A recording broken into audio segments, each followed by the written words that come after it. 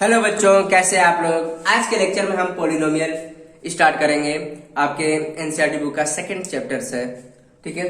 तो देखो, polynomial start करने से पहले हम पॉलिनोमियल के बारे में समझ लो। बेसिकली पॉलिनोमियल होता क्या है, डिग्री क्या होता है, पावर क्या होता है, ठीक है, कोएफिशिएंट क्या होता है, टाइप्स ऑफ पॉलिनोमियल के बारे में हम देखेंगे, ठीक है स्टूडेंट। उनका रिप्रेजेंटेशन देखेंगे, पॉलिनोमियल को बेसिकली कैसे रिप्रेजेंट किया जाता है, 1 वेरिएबल, 2 वेरिएबल्स, आई बस समझ में, 3 वेरिएबल में, ठीक है स्टूडेंट। तो एक एक करके हम सीखेंगे। एक्सरसाइज करने से पहले हम ये सब चीजें सीख लेते हैं, तभी आप एक्सरसाइज के क्वेश्चन भी अच्छे से कर सकते हैं, ठीक है। तो देखो स्टूडेंट, मैं कुछ एग्जांपल लेके कंसीडर करके आपको समझाने की कोशिश करूंगा कि पॉलिनोमियल बेसिकली होता क्या है, ठीक है, और पॉलिनोमियल में कौन कौन से फैक्टर्स आते हैं। तो यहाँ पे देखो, जैसे पॉलिनोमियल, जैसे 3x का स्क्वायर माइनस 6x प्लस 3, ये सब क्या है, पॉलिनोमियल है, ठीक है। ये क्या है, 1 वेरिएबल में है, ठीक है। और भी लिख सकते हैं एग्जांपल, 3x प्लस 9, ये भी क्या है, पॉलिनोमियल है। फिर y का स्क्वायर माइनस 2y प्लस 3, ये भी क्या है, पॉलिनोमियल है। और भी लिख सकते हैं y का स्क्वायर मतलब 5y प्लस 6y प्लस 9, ठीक है। और देखो, ये सारे पॉलिनोमियल क्या है, 1 वेरिएबल में है, ठीक है। ये क्या है, ये भी 1 वेरिएबल, केवल एक ही वेरिएबल यूज हो रहा है। यहाँ पर भी क्या, एक ही वेरिएबल है, यहाँ पर भी एक ही वेरिएबल। और भी पॉलिनोमियल होते हैं जो 2 वेरिएबल में भी होते हैं, जैसे 3x का स्क्वायर y प्लस 6xy का स्क्वायर प्लस 7xy, ये भी सब क्या है, पॉलिनोमियल है। लेकिन हम 9th में नहीं सीखेंगे ये सब, हम सीखेंगे मतलब बेसिकली क्या होता है, ये पॉलिनोमियल हम 9th क्लास में नहीं सीखेंगे, ठीक है। तो इसके बारे में परेशान मत हो कि ऐसा भी पॉलिनोमियल आ जाएगा। हम केवल पॉलिनोमियल हम इन 1 वेरिएबल के बारे में ही हम सीखेंगे, ठीक है। अब यहाँ पे देखो, ये तो बेसिकली पॉलिनोमियल हो गया। अब इसका रिप्रेजेंटेशन भी देख लो, इसको कैसे रिप्रेजेंट करना है, ठीक है। तो देखो, जैसे इस पॉलिनोमियल को कैसे रिप्रेजेंट, P फॉर पॉलिनोमियल और X फॉर वेरिएबल, ये होता है रिप्रेजेंटेशन ऑफ पॉलिनोमियल। आई बस समझ में। ये क्या काम करता है, वेरिएबल का काम करता है। इसमें कौन सा वेरिएबल यूज हुआ, P फॉर पॉलिनोमियल, ठीक है स्टूडेंट। अब यहाँ पे देखो, जैसे ये, इसको कैसे लिखेंगे, P ऑफ X, इसमें, ठीक है। इसको क्या लिखेंगे, P of Y, P for polynomial, Y for मतलब इसमें कौन सा वेरिएबल यूज हो रहा है, ठीक है। इसको कैसे रिप्रेजेंट करेंगे, P ऑफ Y, ठीक है। अब यहाँ पे देखो, यहाँ पर 2 वेरिएबल आ गया, तो कैसे रिप्रेजेंट करेंगे, P x, y, ठीक है। P फॉर पॉलिनोमियल और x, y मतलब 2 वेरिएबल्स इसमें यूज हो रहे हैं। इतनी बात समझ में आ रही है स्टूडेंट। देखो, पॉलिनोमियल विद 3 वेरिएबल भी आता है। अगर मान लो यहाँ पर प्लस 3z भी कर दूं, ठीक है, तो इसको कैसे रिप्रेजेंट करेंगे, P x, y, z, ठीक है। ये भी होता है पॉलिनोमियल विद 3 वेरिएबल्स, ठीक है। इसके बारे में हमें पढ़ना नहीं है 9th में, हम केवल इनके बारे में पढ़ेंगे, ठीक है स्टूडेंट। तो अब यहाँ पे देखो, तो हमने यहाँ पे ये देखा कि रिप्रेजेंटेशन क्या होता है पॉलिनोमियल का। तो देखो यहाँ पर, अब यहाँ पे देखो ध्यान से, तो पहली चीज हमने क्या देखा, representation of polynomial, representation of polynomial, ठीक है, पॉलिनोमियल। तो पॉलिनोमियल को कैसे रिप्रेजेंट किया जा रहा है, ठीक है। P ऑफ x डिनोट कैसे करना, वही P ऑफ x से भी कर रहे हैं, P ऑफ y से भी कर रहे हैं, P ऑफ x, y से भी किया जा रहा है, ठीक है स्टूडेंट। इतनी बात समझ में आ रही है आपको। सॉरी। अब हायर क्लासेस में जाएंगे तो आपको कभी कहीं कहीं ऐसे भी दिखेगा। इसको हम g ऑफ x से भी करते हैं, f ऑफ x से भी कर सकते हैं। मतलब अगर मान लो एक पॉलिनोमियल के बाद 2 पॉलिनोमियल आ गए और सेम वेरिएबल में आ गए, तो उनको अलग अलग नामों से भी रिप्रेजेंट किया जा सकता है, ठीक है। मतलब g of x, h of x भी किया जा सकता है, h ऑफ x से भी लिखा जा सकता है। इतनी बात समझ में आ रही है। तो इस नामों से भी रिप्रेजेंट किया, बट हायर क्लासेस में आप जैसे मतलब एक से ज्यादा पॉलिनोमियल आ जाएंगे तो ऐसे नाम देने पड़ते हैं, ठीक है। तो अब देखो, इसको हम ऐसे भी रिप्रेजेंट करते हैं, f of x, f of, अब तो h of x, g of x, ऐसे भी नामों से पॉलिनोमियल को रिप्रेजेंट किया जाता है, ठीक है। फिर वेरिएबल चेंज हो सकते हैं, f ऑफ y भी हो सकता है, h ऑफ y भी हो सकता है, g ऑफ y भी हो सकता है। इतनी बात समझ में आ रही है, क्लियर है। वैसे हमारा 2 वेरिएबल के लिए भी हो सकता है, तुम्हारा हो सकता है h ऑफ x, y, ठीक है, g x, y, ऐसे भी रिप्रेजेंट किया जाता है। तो परेशान ना हो स्टूडेंट, पॉलिनोमियल को केवल ऐसे ही रिप्रेजेंट नहीं किया जाता है, ऐसे भी नाम, जब मोर देन 2 पॉलिनोमियल आ जाते हैं तो ऐसे रिप्रेजेंट भी किया जाता है, ठीक है स्टूडेंट। तो ये हायर क्लास में आप सीखोगे। तो इतनी बात समझ में, तो हमने देखा रिप्रेजेंटेशन ऑफ पॉलिनोमियल देखा, ठीक है। अब हम बात करेंगे, सेकेंड बात करेंगे, ये पहला हो गया, ठीक है। एक एक चीज सीखते हुए चलते हैं, ठीक है। अब हम डिग्री की बात करेंगे, डिग्री ऑफ पॉलिनोमियल, ठीक है। डिग्री ऑफ पॉलिनोमियल, ठीक है। देखो अब डिग्री ऑफ पॉलिनोमियल कैसे डिसाइड करते हैं। कभी भी आपको पॉलिनोमियल सामने दिखे तो उसमें आपको सबसे पहले क्या देखना है, जो वेरिएबल है उसकी हाईएस्ट पावर देखो। मतलब वेरिएबल अभी हम बताएंगे, देखो ये जो इसमें x की हाईएस्ट पावर क्या है, 2 है, तो पहले पॉलिनोमियल में डिग्री क्या हो जाएगा, 2 हो जाएगा। मतलब जो भी वेरिएबल होगा उसकी हाईएस्ट पावर ही उस पॉलिनोमियल की डिग्री डिसाइड होती है, ठीक है। उसी से अपनी डिग्री डिसाइड करते हैं। देखो सेकंड के लिए क्या है, सेकंड पॉलिनोमियल में हाईएस्ट पावर क्या है, x की 1 है, तो इस पॉलिनोमियल की डिग्री कितनी होगी, 1 होगी। इतनी बात समझ में आ रही है। इसके लिए बताओ थर्ड के लिए क्या हो जाएगी, डिग्री 2 हो जाएगी, ठीक है। अब इसका थोड़ा सा ये कर देते हैं। अब यहाँ पर क्या है, इसमें डिग्री को कितनी हो जाएगी, 3 हो जाएगी, क्योंकि y की हाईएस्ट पावर क्या है, यहाँ पर 3 है, तो इसमें डिग्री क्या हो जाएगी, फोर्थ में 3 हो जाएगी। इतनी बात समझ में आ रही है स्टूडेंट। बहुत आसान है, कुछ है नहीं, बस पॉलिनोमियल को देखना है, वहां से हमें आइडेंटिफाई करना है कि उसकी y का वेरिएबल क्या है, हाईएस्ट वेरिएबल ही उस पॉलिनोमियल की डिग्री डिसाइड होती है, ठीक है। अब इसमें देखो, इसमें क्या हो जाएगा, फिफ्थ में क्या हो जाएगा, देखो अब ऐसे पॉलिनोमियल में जो भी वेरिएबल होती है उनकी पावर को ऐड करके देखते हैं। तो देखो इनकी पावर को ऐड करो, इसकी पावर 2 है, इसकी पावर 1 है, तो 2 + 1 कितना होगा, 3। अब यहाँ पे देखो 1 + 2 मतलब 3, मतलब हाईएस्ट पावर क्या है, 3 है, ठीक है। तो वेरिएबल की हाईएस्ट पावर क्या है, 3 है, तो इस पॉलिनोमियल की डिग्री कितनी हो जाएगी, 3 हो जाएगी। इतनी बात समझ में आ रही है स्टूडेंट। तो इस पॉलिनोमियल की भी डिग्री 3 होगी, क्लियर है। तो अब डिग्री बता सकते हैं, डिग्री ऑफ पॉलिनोमियल, ठीक है। रिप्रेजेंटेशन देख लिया, डिग्री ऑफ पॉलिनोमियल देख लिया, इतनी बात समझ में आ रही है स्टूडेंट। अब मैं ये बताना चाहूंगा, जो डिग्री होता है, इसको देखो, इसको मिटा देते हैं। बेसिकली जो डिग्री होता है उसको भी अलग अलग नामों से बुलाया जाता है। किसी बुक में कुछ बोला जाता है, किसी बुक में कुछ बोला जाता है। जैसे यहाँ पे देखो x की पावर 2 था ना, तो इस 2 को हम अलग अलग नामों से बुलाया जाता है। किसी बुक में कुछ नाम से बुलाया जाता है, किसी बुक में कुछ नाम से बुलाया जाता है। इसको हम डिग्री भी बोलते हैं, पावर भी बोलते हैं, इंडेक्स भी बोलते हैं, ठीक है, एंड एक्सपोनेंट भी बोलते हैं, एक्सपोनेंट। इतनी बात समझ में। तो इसको 4 नामों से बुलाया जाता है, डिग्री, इंडेक्स, पावर, एक्सपोनेंट, ठीक है। तो और इसको क्या बोलते हैं, बेस बोलते हैं।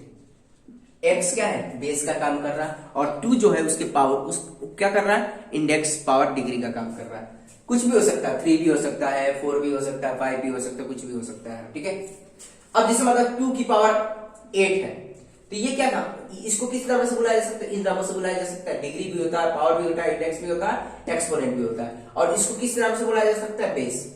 इतनी बात समझ में आ रही है स्टूडेंट। तो ये थर्ड टाइप्स हो गया, मतलब रिप्रेजेंटेशन हो गया, डिग्री हो गया, और हमने बता दिया इन जो डिग्री होता है उसको कितने नामों से बुलाया जाता है, ठीक है। इतनी बात समझ में आ रही है आपको, ठीक है। नेक्स्ट हम बात करेंगे, ठीक है, इसको मिटा देते हैं। अब यहाँ पे देखो टर्म्स के बारे में देखेंगे। टर्म्स होता क्या है, बेसिकली क्या है, टर्म्स जो पॉलिनोमियल होता है, कॉम्बिनेशन ऑफ टर्म्स होते हैं, ठीक है। टर्म्स को मिलाने के बाद पॉलिनोमियल एक बनता है। उसमें एक टर्म भी होता है, 2 टर्म भी हो सकते हैं, और ये जो टर्म्स है प्लस माइनस से सेपरेटेड होते हैं, ठीक है। जैसे पहले वाले पॉलिनोमियल में हम बात करेंगे, पहले वाले पॉलिनोमियल में जैसे इसको मिटा दें, ठीक है। ये क्या हो गया, ये एक टर्म अलग टर्म्स हो गया, ये अलग टर्म्स हो गए, ये अलग, क्योंकि ये माइनस प्लस से सेपरेटेड है, ठीक है। इसमें देखो, इसमें कितने टर्म्स है, 2 टर्म्स है, क्योंकि प्लस साइन से सेपरेटेड है, ठीक है। मल्टीप्लीकेशन वाले नहीं, मतलब ये जो प्लस और माइनस से सेपरेटेड हो गए उन्हीं को टर्म्स बोलते हैं। तो थर्ड बात होगी टर्म्स के बारे में। टर्म्स के बारे में देखो, तो पहला हम देखते हैं नंबर ऑफ टर्म्स। टर्म्स में नंबर ऑफ टर्म्स के बारे में देखेंगे, नंबर ऑफ टर्म्स। तो पहले पॉलिनोमियल में नंबर ऑफ टर्म्स कितने हैं, 1 2 3 टर्म्स है। दूसरे में कितने हैं, 2 टर्म्स है, मतलब देखो 1 2 3, आई बात समझ में। थर्ड में देखो, थर्ड में कितने हैं, 3 टर्म्स है, 3 है ना, 1 2 3 टर्म्स है। इतनी बात समझ में आ रही है स्टूडेंट। फोर्थ में देखो, फोर्थ में कितने हैं, 1 2 3 है, इसमें भी 3 है, क्लियर है। तो आप आइडेंटिफाई कर सकते हैं नंबर ऑफ टर्म्स कितने होते हैं, ठीक है। अब यहाँ पे देखो, इसमें कितना 1 2 3, इसमें भी 3 टर्म्स है, क्लियर है स्टूडेंट। तो नंबर ऑफ टर्म्स के बारे में अब देख लिया, ठीक है। अब हम बात करेंगे, जो टर्म्स होता है वो product of variable and constant होता है, ठीक है।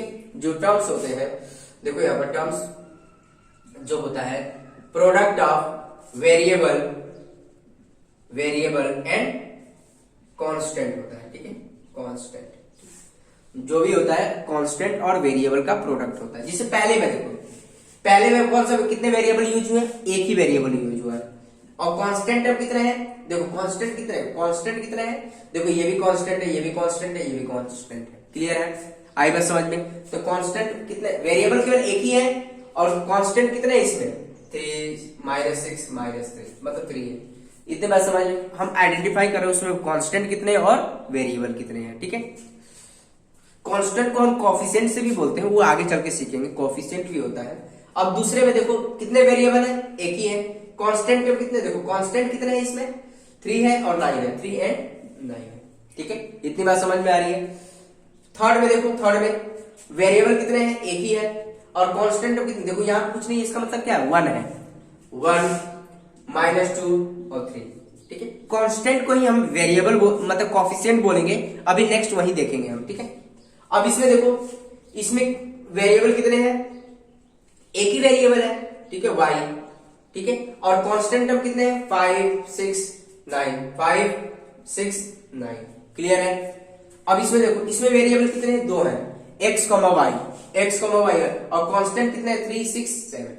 इतनी बात समझ में आई, तो आइडेंटिफाई कर लोगे, ठीक है। अब यहां पर देखो कांस्टेंट हो गया और वेरिएबल आइडेंटिफाई कर लेंगे। अब कोई बोलता है student, sir variable and constant, अगर मान लो हमारे पास ये तो क्या है, 3 है और ये वेरिएबल है, 3 क्या है, कांस्टेंट का काम कर रहा है और ये वेरिएबल का काम कर रहा है। तो अगर मान लो इसका प्रोडक्ट भी क्या कांस्टेंट या वेरिएबल देगा, मतलब ये क्या, इसको प्रोडक्ट करो 3x, तो ये भी क्या होगा, एक वेरिएबल का काम करेगा। ये तो हमें पता है कांस्टेंट का मतलब होता है थ्रू आउट इक्वेशन, उसकी वैल्यू कभी चेंज नहीं होती है, ठीक है। थ्रू आउट इक्वेशन कभी उसकी वैल्यू चेंज नहीं होगी, 3 है तो 3 ही रहेगा। लेकिन हमें वेरिएबल क्या है, अननोन है, हमें नहीं पता है, उसकी वैल्यू कुछ भी हो सकती है। तो यहां पर देखो, यहां पर तो कांस्टेंट है, यहां पर तो वेरिएबल है, लेकिन अगर दोनों का अगर हम प्रोडक्ट कर दें तो ये हमारा क्या बनेगा, वेरिएबल ही बनेगा, ठीक है। इतनी बात समझ में आई, क्योंकि हमें 3 तो पता है बट x नहीं पता है, तो x की वैल्यू कुछ भी हो सकती है, x कुछ भी डालोगे तो ये तो पूरा कुछ भी हो सकता है। इसीलिए हम क्या होता है, अगर मान लो वेरिएबल एंड कांस्टेंट का प्रोडक्ट करते हैं तो हमेशा वेरिएबल देगा, ठीक है। इतनी बात समझ में आनी चाहिए। ये मैं सब आपके नॉलेज के लिए बता रहा हूं कि आपको पता होना चाहिए, ठीक है। तो इतनी बात समझ में आ रही, वेरिएबल आइडेंटिफाई कर लोगे, कांस्टेंट आइडेंटिफाई कर लोगे। अब हम कोफिशिएंट की बात करेंगे। देखो इसके बाद हम कोफिशिएंट की बात करेंगे, क्या होता है कोफिशिएंट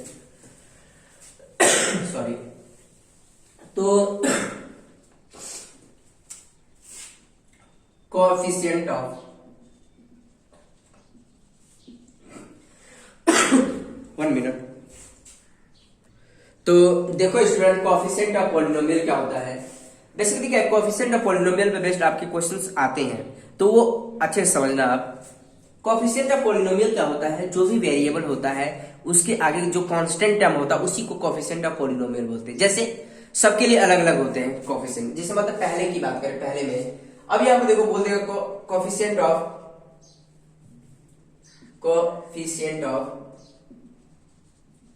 एक्स का स्क्वायर, क्या देखो 3। तो देखो कोफिशिएंट ऑफ एक्स का स्क्वायर मतलब एक्स का स्क्वायर के साथ कांस्टेंट कौन सा है, 3 है। तो ये क्या काम करेगा, कोफिशिएंट का काम करेगा। कोफिशिएंट ऑफ एक्स का स्क्वायर क्या होगा, 3 होगा। अब यही बोल देगा इसी में कोफिशिएंट ऑफ एक्स, एक्स का कोफिशिएंट क्या होगा, -6 होगा। इतनी बात समझ में आ रही है स्टूडेंट, बहुत आसान है, कुछ है नहीं इसमें, ठीक है। सेकंड में देखो कोफिशिएंट ऑफ एक्स क्या होगा, कोफिशिएंट ऑफ एक्स, एक्स क्या होगा, कोएफिशिएंट ऑफ एक्स क्या होगा, 3 होगा, ठीक है। अगर यहाँ पर माइनस साइन होता है तो क्या हो जाता है, -3 हो जाता है। इतनी बात समझ में आ रही है स्टूडेंट, ठीक है। अब देखो थर्ड के लिए, अब देखो यहां पर बोल देते हैं कोफिशिएंट ऑफ y का स्क्वायर। कोफिशिएंट ऑफ y का स्क्वायर क्या होगा, 1 होगा, ठीक है। कुछ नहीं है, इसका मतलब क्या, 1, ठीक है। अब इसमें देखो कोफिशिएंट ऑफ y, y का कोफिशिएंट क्या होगा, -2, ठीक है, -2, ठीक है। तो आई बात समझ में। अब फोर्थ वाले में देख लो कोफिशिएंट ऑफ y का क्यूब, y के क्यूब का कोएफिशिएंट क्या है 5 है, ठीक है 5 है, और y का कोएफिशिएंट कितना है 6 है, ठीक है कोएफिशिएंट ऑफ y कितना हो जाएगा, y का कोएफिशिएंट कितना हो जाएगा 6 आ जाएगा। इतनी बात समझ में आ रही है स्टूडेंट?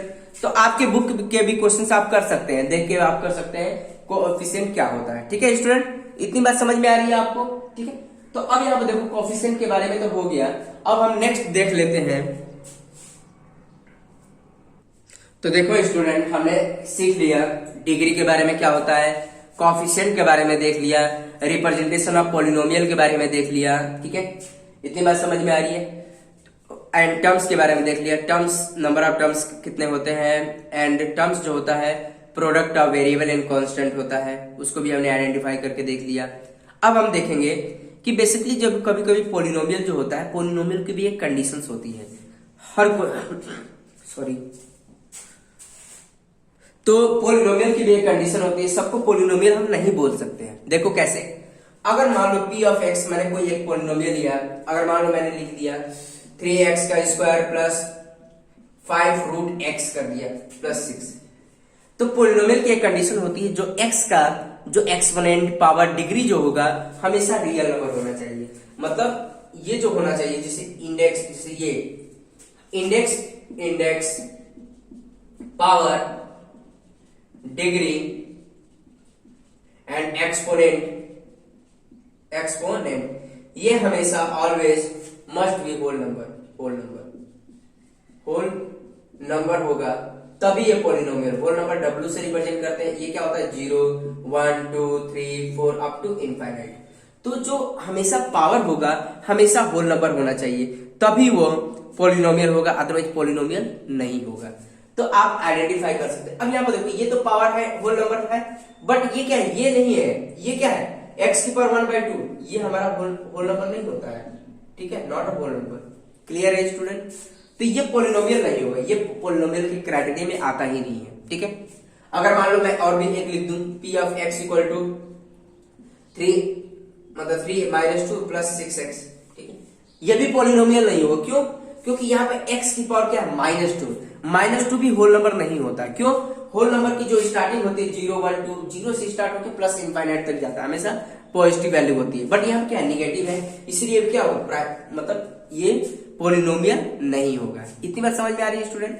और भी देख लो एक दो क्वेश्चन, जैसे p of y equal to हम लिख लेते हैं 3 ये divide by y plus y, ये भी क्या होगा पॉलिनोमियल नहीं होगा। क्यों? देखने से लग रहा बहुत बच्चे कर देंगे कि हाँ ये सब पॉलिनोमियल है, कैसे?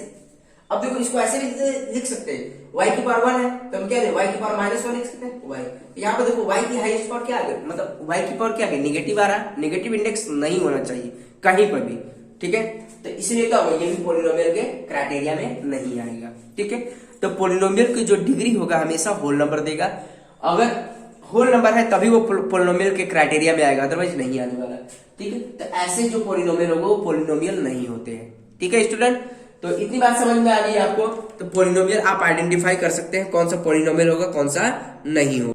तो पॉलिनोमियल को भी रिप्रेजेंट करने का जनरल फॉर्मूला भी होता है पॉलिनोमियल का, ठीक है? अब हम टाइप्स के बारे में देख लेंगे। जैसे पॉलिनोमियल को एक जनरल फॉर्मूला भी होता है, उसको हम ऐसे लिख सकते हैं an x की पावर n, an -1 x की पावर n -1, an -2 x की पावर n -2 और a1 x की पावर 1, a0 x की पावर 0, ठीक है? ये हमारा पॉलिनोमियल का जनरल फॉर्म है, ठीक है? मतलब nth पावर के लिए, ठीक है? n की वैल्यू अगर 1 पुट करोगे 0 पुट करोगे तो हमें क्या मिलेगा कांस्टेंट, अभी हम आगे चल के करेंगे, कांस्टेंट मिलेगा। n की वैल्यू 1 पुट करोगे तो लीनियर पॉलिनोमियल, n की वैल्यू 2 पुट करोगे तो क्वाड्रेटिक मिलेगा। तो इसी से सारे पॉलिनोमियल डिराइव किए गए। और ये कहां से कहां से आया, ये बेसिकली हायर क्लास में आप सीखोगे, 11th क्लास में आप सीखोगे ये बेसिकली फॉर्मूला डिराइव कैसे हुआ है। जो बच्चे साइंस लेंगे वो मतलब 10th क्लास में जो मतलब स्टैंडर्ड लेंगे वही साइंस ले पाएंगे, फिर उसके बाद वो सीख पाएंगे कि ऐसे मतलब ये पॉलिनोमियल डिराइव कैसे किया गया, ठीक है? वो 11th क्लास का पार्ट है। तो बस ये समझ लिए इसका जनरल फॉर्म ये होता है। इसको हम ऐसे भी लिख सकते हैं और ये भी लिख सकते हैं p ऑफ x, इसको हम ऐसे भी लिख सकते हैं। पहले ये देखो a0 x की पावर 0, a1 x की पावर 1, a2 x की power 2 up to A N minus one x की power N minus one plus A N N x की पावर एन, ऐसे भी लिखा जा सकता है। इतनी बात समझ में आ रही है स्टूडेंट? तो अब यहाँ पे देखो एक एक देख लेते हैं। जैसे हमारे पास ये है ए एन एक्स की power n, a N minus one x की power N minus one up to a one x one a not x not, ये क्या है? Terms of polynomial, terms of polynomial, ठीक है, पोलिनोमियल, ये सब क्या है? टर्म्स है, ठीक है। First term, second term, third terms, आई बस समझ, ये प्लस का से सेपरेटेड है सारे, तो इसको हम क्या बोलेंगे? Terms of polynomial. अब ये क्या हो जाएगा? ये क्या? A N minus one, A N minus two up to A nought, ये क्या है? Coefficient of polynomial, coefficient of polynomial, ठीक है, इसको कोफिशिएंट बोलते हैं पोलिनोमियल, ठीक है, आई बस समझ, कोफिशिएंट ऑफ पोलिनोमियल, ठीक है। अब ये क्या हो गया? इसके पास x की पावर n, x की power n minus one, x की पावर n, x की पावर n माइनस वन, फिर x की power n minus two up to x की पावर जीरो, तो ये क्या होता है? वेरिएबल्स, ठीक है, वेरिएबल्स, ठीक है। इतनी बात समझ में आ रही है? तो आप मतलब जनरल, ये क्या है? पोलिनोमियल का जनरल फॉर्म है, ठीक है, आई बात समझ में? अब यहाँ पे ध्यान दो, जैसे मतलब ये क्या हो गया? ये आपस में क्या हो गए? सारे तुम्हारे जो हो गए टर्म्स हो गए। टर्म्स क्या होता है? Product of constant and variable. Coefficient को देखो, जो कांस्टेंट होते हैं उसी को कोएफिशिएंट बोलते हैं। तो ये सब क्या हो गया? ए एन माइनस वन, ये क्या हो गया? कोएफिशिएंट ऑफ पोलिनोमियल हो गए, और ये सब वेरिएबल्स हो गए। आई बात समझ में? तो देखो स्टूडेंट, अब क्या काम करेंगे? ये तो इसका जनरल फॉर्म हो गया, और हमने कोएफिशिएंट एंड कांस्टेंट देख लिया। अब यहाँ पे देखो टाइप्स देख लेते हैं इसके, पोलिनोमियल के टाइप्स कितने होते हैं, ठीक है। बेसिकली क्या होता है? पोलिनोमियल को बेसिकली दो टाइप्स में डिवाइड किया गया है। Types of polynomial, types of polynomial,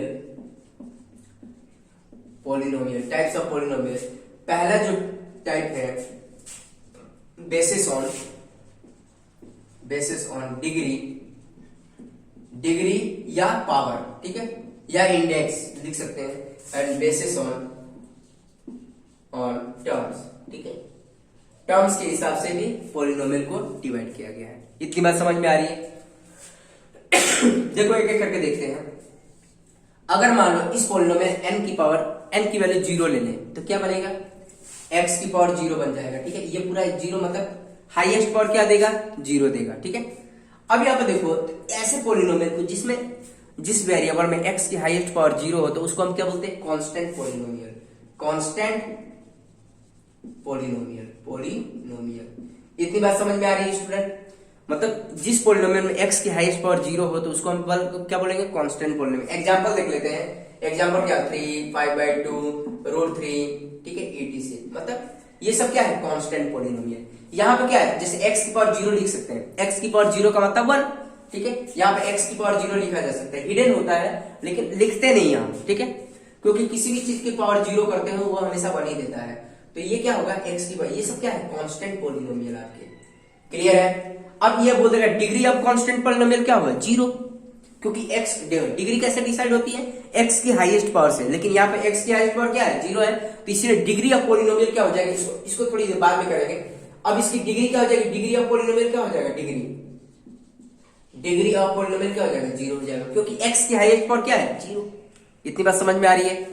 अब दूसरा, x की पावर हाईएस्ट पावर अगर हमारे पास 1 हो, तो उसको क्या बोलते हैं? Linear polynomial. इतनी बात समझ में आई? क्लियर है स्टूडेंट? अब लीनियर पोलिनोमियल में जनरल जो फॉर्मूला होता है ax प्लस b होता है, where a not equal to zero. अगर a की वैल्यू जीरो पुट करो, देखो पुट करके देखो, 0 इंटू एक्स प्लस बी, तो क्या देगा? 0 प्लस b मतलब b आएगा। तो ये तो कांस्टेंट ही बन गया, तो लीनियर का कोई मतलब ही नहीं बना। इसीलिए यहाँ पर कंडीशन अप्लाई है, a not equal to zero. a equal to zero put करते ये पूरा कांस्टेंट बन जाएगा, इसीलिए कंडीशन अप्लाई है, ठीक है। अब एग्जांपल देख लो। एग्जांपल क्या होगा? 3x plus 4, 5/2, x plus 9, 3y मतलब 6y प्लस 9। ये सब क्या है? आपका लीनियर पोलिनोमियल। क्यों? क्योंकि x की हाईएस्ट पावर क्या है? यहाँ पर x जो भी वेरिएबल है उसकी हाईएस्ट पावर क्या है? 1 है, इसलिए क्या होगा? Linear polynomial. इसकी डिग्री कितनी हो जाएगी? 1। इतनी बात समझ में आ रही है? क्लियर है स्टूडेंट? दूसरा, x की जो जो भी वेरिएबल है उनकी हाईएस्ट पावर क्या होगा, 2 हो, तो उसको हम बोलते हैं क्वाड्रेटिक पॉलिनोमियल, क्वाड्रेटिक पॉलिनोमियल। ठीक है, इसकी जनरल इक्वेशन जो होती है ax square bx plus C where a not equal to 0। अगर a की वैल्यू 0 पुट करोगे तो ये 0 पुट करोगे, 0 इंटू एक्स का स्क्वायर प्लस bx प्लस सी, तो ये पूरा 0 बन जाएगा। तो क्या बन जाएगा, bx प्लस सी, तो ये क्या बन गया, लीनियर बन गया, इसीलिए यहाँ पर a नॉट इक्वल टू 0 होता है। अगर हम a की वैल्यू 0 पुट कर देते क्या बन जाएगा, ये लीनियर बन जाएगा। लीनियर ना बने इसीलिए कंडीशन अप्लाई की गई है कि a नॉट इक्वल टू 0। ठीक है, तो यहाँ पर a की वैल्यू 0 नहीं होनी चाहिए, तभी वो क्वाड्रेटिक हो सकता है, अदरवाइज नहीं। ठीक है, एग्जांपल देख लेते हैं, जैसे x का स्क्वायर प्लस 3x प्लस 9, ठीक है, 5x square plus 9x plus 7, ये सब क्या है, क्वाड्रेटिक है। क्यों, क्योंकि इसकी हाईएस्ट पावर क्या है, 2 है। देखो यहाँ पर भी 2 है, इसीलिए क्या हो गया, क्वाड्रेटिक पॉलिनोमियल हो गया। इसकी अगर मान लो डिग्री देखा, डिग्री क्या होगा, 2 होगा। ठीक है, तो डिग्री अब क्वाड्रेटिक पॉलिनोमियल हमेशा क्या होता है, 2 होता है। ठीक है, अब देखो थर्ड क्यूब, तो इसको क्या बोलते हैं, क्यूबिक पॉलिनोमियल, क्यूबिक पॉलिनोमियल। इतनी बात समझ में आ रही है स्टूडेंट। तो इसकी जनरल इक्वेशन होती है ax का cube bx square cx plus d where condition a not equal to 0। अगर a की वैल्यू 0 पुट करोगे तो ये पूरा टर्म कैंसिल हो जाएगा, क्या बनेगा, ये बनेगा। तो a की वैल्यू 0 पुट करते ही ये क्वाड्रेटिक बन जाएगा, तो क्यूबिक का कोई मतलब ही नहीं बनता, इसीलिए condition apply a not equal to 0। ठीक है, एग्जांपल इसके देख लेते हैं, जैसे x क्यूब माइनस 8, ठीक है, x cube plus 3x square plus 6x plus 7, ये क्या है, क्यूबिक है। क्यों, क्योंकि इसकी हाईएस्ट पावर क्या है, 3 है, इसीलिए क्या होगा, ये क्यूबिक पॉलिनोमियल होगा। अब यहाँ पे देखो ध्यान से, इसकी डिग्री कितनी हो जाएगी, 3 हो जाएगी। क्यों, क्योंकि x की हाईएस्ट पावर क्या है, यहाँ पर 3 है, इसीलिए क्या होगा, क्यूबिक पॉलिनोमियल होगा। और नेक्स्ट है हमारा, जैसे x की हाईएस्ट पावर क्या कर दें, 4 कर दें, तो ये बन जाएगा बाई क्वाड्रेटिक पॉलिनोमियल। ठीक है, इसकी भी कंडीशन होती है, जैसे ax की पावर 4 bx का cube cx square dx plus c where a not equal to 0। क्यों, a की वैल्यू 0 पुट करोगे तो ये क्या बन जाएगा, पूरा टर्म 0 बन जाएगा, क्या बन जाएगा, क्यूबिक बन जाएगा, इसीलिए condition apply a not equal to 0। ठीक है, अगर एग्जांपल देखना चाहते हो तो एग्जांपल x की पावर 4 माइनस 16, ठीक है, या x की पावर 4 प्लस 6x क्यूब फिर 7x square plus 2x plus 6, ये क्या है, इसमें क्या है, x की हाईएस्ट पावर क्या है, 4 है, इसीलिए क्या होगा, इसको बाई क्वाड्रेटिक बोलते हैं। ठीक है स्टूडेंट, अब इसकी डिग्री की बात करें, डिग्री क्या होगा, 4 हो गया। ठीक है, तो आप मतलब पॉलिनोमियल के हिसाब से उसकी डिग्री भी बोल सकते हैं। तो हमने यहाँ पे ये लिख लिया, जो कांस्टेंट पॉलिनोमियल उसकी डिग्री कितनी होती है, 0, जो लीनियर पॉलिनोमियल होता है उसकी डिग्री कितनी होती है, 1, जो क्वाड्रेटिक होता है उसकी डिग्री 2 होती है, क्यूबिक की डिग्री 3 एंड बाई क्वाड्रेटिक की डिग्री 4 होती है। इसके आगे भी पॉलिनोमियल होता है, लेकिन आप हायर क्लासेस में सीखोगे, और इसके आगे वाले जो पॉलिनोमियल होते हैं इसी से डिराइव किए गए हैं। ठीक है, तो परेशान होने की बात नहीं है, इस पर आपको फोकस करना और इसको अच्छे से करना है, तभी वो आगे वाले भी पावर आपको अच्छे से कर पाओगे। ठीक है, आई बात समझ में। तो ये हो गया डिग्री के बेस पर, मतलब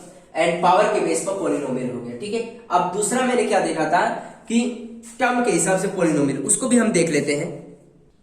अब हम देख लेते हैं बेसिस ऑन टर्म्स। ठीक है, टर्म के बेसिस पर कितने पॉलिनोमियल को कितने क्राइटेरिया में डिवाइड किया गया है। तो देखो यहाँ पर पहला है मोनोमियल्स। ठीक है, मोनोमियल्स। ठीक है, मतलब जिस पॉलिनोमियल के अंदर केवल एक ही टर्म्स होगा उसको हम क्या बोलेंगे, मोनोमियल्स। एग्जांपल अगर हम देखें तो क्या हो जाएगा, जैसे 3x का स्क्वायर, ठीक है, 5x का क्यूब, ठीक है, 9x, ये सब क्या है, मोनोमियल, केवल एक ही टर्म्स होगा। टर्म्स के हिसाब से देख रहे हैं इसको, तो केवल एक ही टर्म्स होगा, तो इसको क्या बोलेंगे, मोनोमियल बोल सकते हैं। ठीक है, अब यहाँ देखो फिर बाइनोमियल आ गया। बाइनोमियल मतलब जिसमें क्या होता है, 2 टर्म्स आ गए, उसको हम क्या बोलेंगे, बाइनोमियल भी हो सकता है। जैसे 3x प्लस 5, ठीक है, x स्क्वायर प्लस 9, ठीक है, x क्यूब प्लस 8, ये सब क्या हो गया, बाइनोमियल हो गया। क्यों, केवल इसमें 2 ही टर्म्स है। देखो 1 2 1 2 1 2, तो ये क्या होगा, बाइनोमियल। इसको टर्म्स के हिसाब से डिवाइड किया गया है। इसमें देखो क्यूबिक भी हो सकता है, देखो बाइनोमियल, ईच बाइनोमियल क्यूबिक भी हो सकता है, क्वाड्रेटिक भी हो सकता है, लीनियर भी हो सकता है, कुछ भी हो सकता है। आई समझिए, और ये भी मोनोमियल भी क्यूबिक भी हो सकता है, क्वाड्रेटिक भी हो सकता है, क्यूबिक भी हो सकता है, बाई क्वाड्रेटिक भी हो सकता है। बाई क्वाड्रेटिक मतलब x की पावर 4 वाला भी दे सकते हैं। तो ये मोनोमियल भी है, बाई क्वाड्रेटिक भी है। आई बस समझ में। अब देखो नेक्स्ट आता है ट्राइनोमियल। ट्राइनोमियल मतलब ट्राइनोमियल में मतलब 3 टर्म्स आ जाएंगे, जैसे x plus y plus z. ये क्या हुआ? ट्राइनोमियल है, 3 टर्म। ये देखो लीनियर है विथ 3 वेरिएबल है। 3 वेरिएबल है। लीनियर क्यों है? क्योंकि x के हाईएस्ट पर जितने वेरिएबल उनकी पावर क्या है? 1 है, और ये वेरिएबल कितने? 3 वेरिएबल है। बट ट्राइनोमियल भी है। आई बस समझ में, क्योंकि 3 टर्म्स है, 1 2 3। इतनी बात समझ में आ रही? और 3x square plus 6x plus 7, ये भी क्या है? ट्राइनोमियल है, 3 टर्म्स है। ठीक है। और भी लिख सकते हैं तुम्हारा x की power 4 plus 6x square plus 9, ये भी क्या है? ट्राइनोमियल है। इतनी बात समझ में आ रही है स्टूडेंट? तो बहुत आसान है आइडेंटिफाई करना बेसिस ऑन टर्म्स। ठीक है, तो इतना ही सीखेंगे। अब यहाँ पे देखो, ये जो पॉलिनोमियल है बेसिकली क्या, इसको सबको हम सीखते हैं। ये एक एक बेसिकली चैप्टर है। ठीक है, तो चैप्टर ये है, देखो इसको हम, ये जो ट्राइनोमियल बाइनोमियल है, ये 11th क्लास का पोर्शन है। 11th क्लास में आप डिटेल में पूरा एक चैप्टर है, बाइनोमियल चैप्टर है, और उसी के बेसिस पर ट्राइनोमियल भी सॉल्व कर दिया जाता है। ठीक है, बाइनोमियल जो सॉल्व कर देता है, ट्राइनोमियल भी उसी को कंबाइन करके सॉल्व किया जाता है। तो ये बेसिकली 11th क्लास का चैप्टर है। जो बच्चे साइंस लेंगे वो 11th क्लास में डिटेल में एक चैप्टर है बाइनोमियल के बारे में सीखेंगे। इतनी बात समझ में आ रही है? और यहाँ पर जो 9th क्लास में आप सीखोगे, लीनियर पॉलिनोमियल के बारे में सीखोगे, क्वाड्रेटिक क्यूबिक के थोड़ा थोड़ा इंट्रोडक्शन पार्ट सीखोगे 9th क्लास में। लेकिन आपको डिटेल में पूरा चैप्टर मिलेगा। ये एक चैप्टर मिलेगा 10th क्लास में। 10th क्लास में पूरा एक एक चैप्टर है, linear polynomial with in 2 variable, और क्वाड्रेटिक पॉलिनोमियल, क्वाड्रेटिक इक्वेशन, मतलब पूरा चैप्टर है। 10th क्लास में पूरा एक चैप्टर है, पढ़ोगे। और 9th में भी है थोड़ा सा, मतलब लीनियर इक्वेशन इन 2 वेरिएबल, लेकिन थोड़ा मतलब लो लेवल पे है और इंट्रोडक्शन पार्ट है। लेकिन 10th में इसको डिटेल में पढ़ोगे आप लोग। ठीक है स्टूडेंट, और इसको बाई क्वाड्रेटिक को तो हम क्वाड्रेटिक की हेल्प से ही सॉल्व कर लेते हैं, तो इसमें परेशान होने की बात नहीं है, क्योंकि x स्क्वायर का स्क्वायर कर देते क्या बन जाएगा? x की पावर 4। तो मतलब अगर x क्वाड्रेटिक जिसने अच्छे से पढ़ लिया, बाई क्वाड्रेटिक भी अच्छे से कर सकता है। ठीक है स्टूडेंट, आई बात समझ में? तो आज के लेक्चर में हम इतना ही करेंगे। आप कोशिश करिएगा स्टूडेंट कि आप अपनी 2.1 एक्सरसाइज के कुछ क्वेश्चंस करें। नहीं आएगा तो मैं तो नेक्स्ट लेक्चर में बताऊंगा ही बताऊंगा, लेकिन एटलीस्ट अपने आप खुद से एक बार प्रैक्टिस करें। ठीक है, तभी कर पाएंगे। तो देखो स्टूडेंट, तो वीडियो लंबी हो जाएगी, इसलिए मैं यहीं पर क्लोज करता हूं। तो ठीक है स्टूडेंट, आपको अच्छे से समझ में आया होगा, तो इसको पढ़ लीजिएगा और एक्सरसाइज के क्वेश्चंस सॉरी तो स्टूडेंट अपने एक्सरसाइज के क्वेश्चन करिए, इसको सॉल्व। ठीक है, तो आज के लेक्चर में इतना ही। ठीक है स्टूडेंट, अब नेक्स्ट लेक्चर में हम एक्सरसाइज 2.1 के कुछ क्वेश्चंस करेंगे। ठीक है, तो आप लोग तब तक पढ़िए। Okay student, thank you.